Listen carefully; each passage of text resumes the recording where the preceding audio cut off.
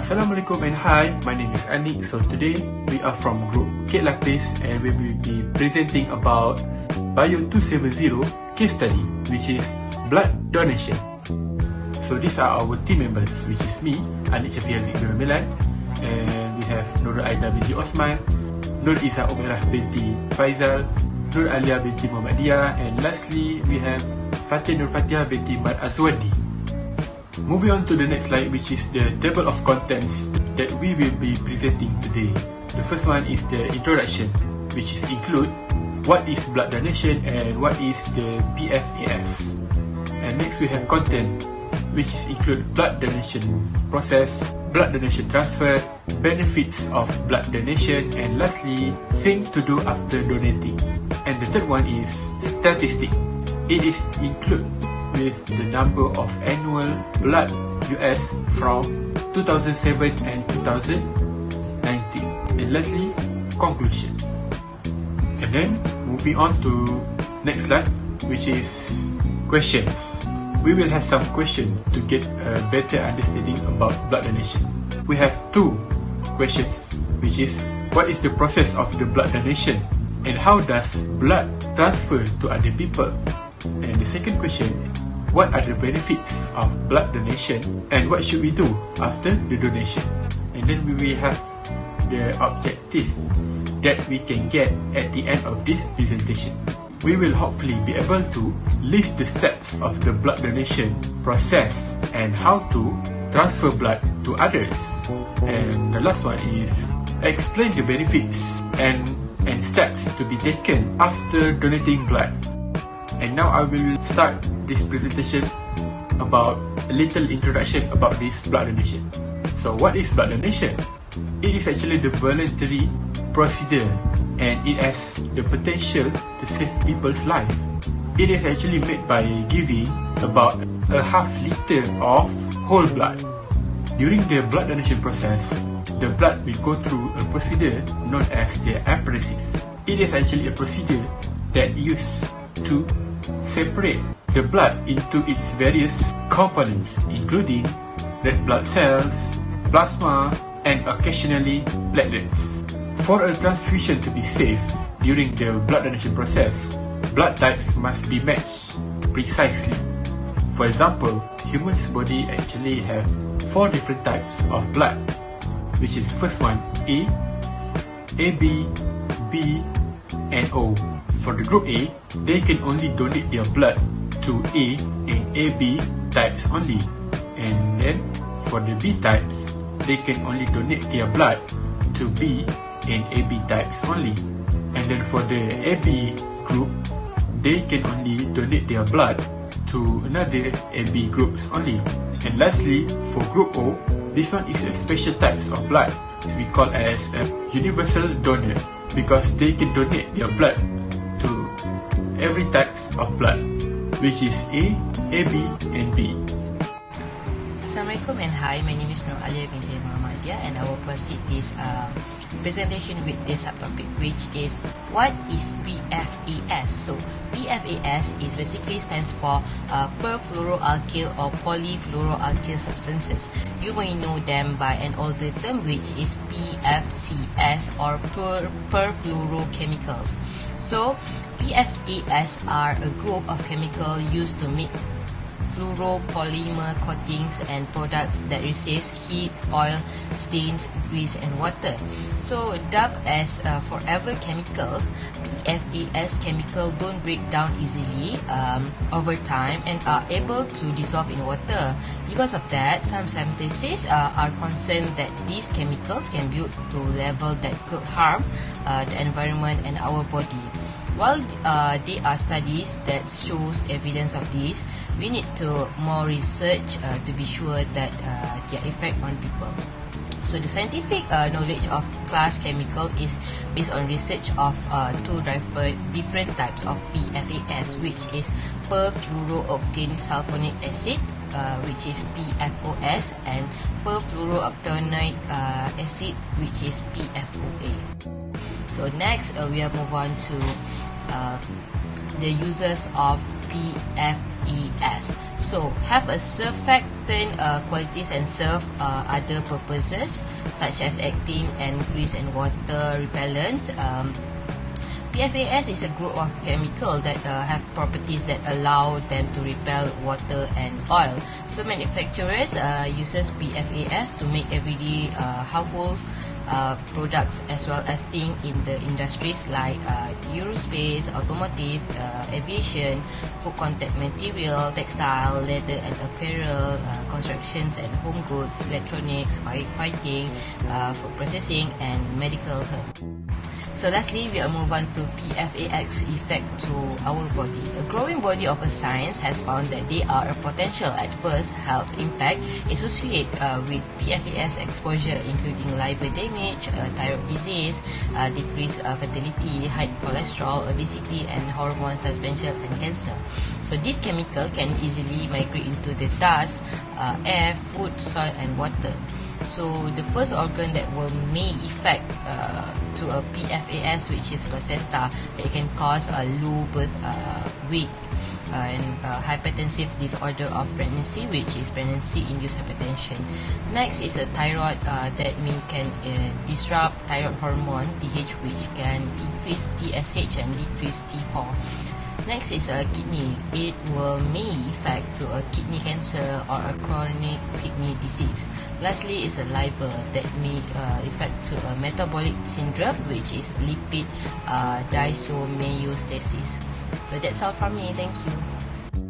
The reason why we should concern about PFAS is number 1, widespread occurrence. Studies find PFAS in the blood and urine of people, and scientists want to know if they cause health problems. Number 2, numerous exposure. PFAS are used in hundreds of products globally, with many opportunities for human exposure. Number 3 is growing number. More than 9,000 PFAS have been identified. Number 4 is persistent.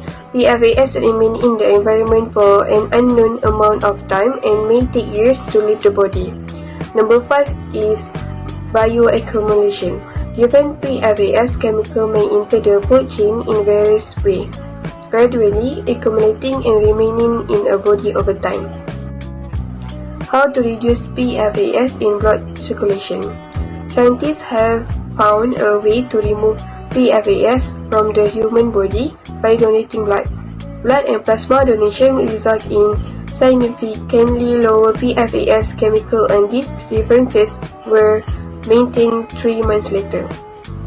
A new study published in JAMA network open track PFAS level in 285 Australian firefighters who are regularly exposed to PFAS in firefighting foam, and accrue high level of the chemical in their body. Over a year, one group of firefighters donated plasma every 6 weeks, another donated blood every 12 weeks, and a third group act as a control. This is graph that shows evidence that blood donation can reduce PFAS in the bloodstream. How blood from blood donation being transferred to another person. Blood transfusion is a routine medical procedure in which donated blood is provided to you through a narrow tube placed within a vein in your arm. Blood transfusion is given patients for serious injury surgeries, childbirth, anemia, blood disorder, cancer treatment, and many others. Your blood will be tested before a transfusion to determine whether your blood type is A, B, AB, or O. Before the procedure, a nurse or doctor will check the patient's blood pressure, pulse, and temperature before starting the transfusion. During the procedure begins when the intravenous IV line is placed onto the patient's body. After the procedure, following the completion of the blood transfusion, the patient vital signs are checked and the IV is removed. Purpose of blood donation. First, we reduce the risk of developing hemochromatosis. Hemochromatosis is a condition in which the body has too much iron. It will affect critical organs including the liver, pancreas and heart. Second is improved cardiovascular health. Regular blood donation can reduce the risk of heart attack and stroke and can have lower total cholesterol. The last one is stimulate new blood cell production. The body system automatically works within 48 hours of donation to replenish the blood loss. What should we do after donate? First, we need to drink plenty of water. It is because donating blood removes fuels from the body. So make sure to hydrate yourself by drinking water or herbal tea. It can help to restore them. Second is take iron-rich food to your diet. It is due to replace the iron lost during the blood donation process. Eating iron-rich food can help replenish level of the mineral in the body. The last but not least, can avoid strenuous physical activity. Exercise or stand for too long increase the workout of circulatory system and in return. Okay, these are the statistics about the number of annual blood plasma collection in United States and Malaysia. We will go through the first bar chart. It illustrates the number of donators over a 3-year period from 2007 to 2019 in United States. It can be seen that the number of donators grew marginally between the years 2007 to 2019. However, the number fell slightly from 22 million in 2009 to 18.8 million in 2010 as evidenced in the diagram. Next, we move on to the bar charts that illustrate the total number of donors, the total number of recipients, the new donors and repeat donors in Malaysia. The data refers to a 15-year period from 2000 until 2014. According to the chart, the number of donors and the repeat donors has increased steadily year by year. On the other hand, the total number of recipients and new donors has dropped slightly. It has dropped in 2005 and 2010 at 5-year intervals for the total number of recipients, while for new donors, the bar charts were increased but it had a slight decline in 2012 and 2013.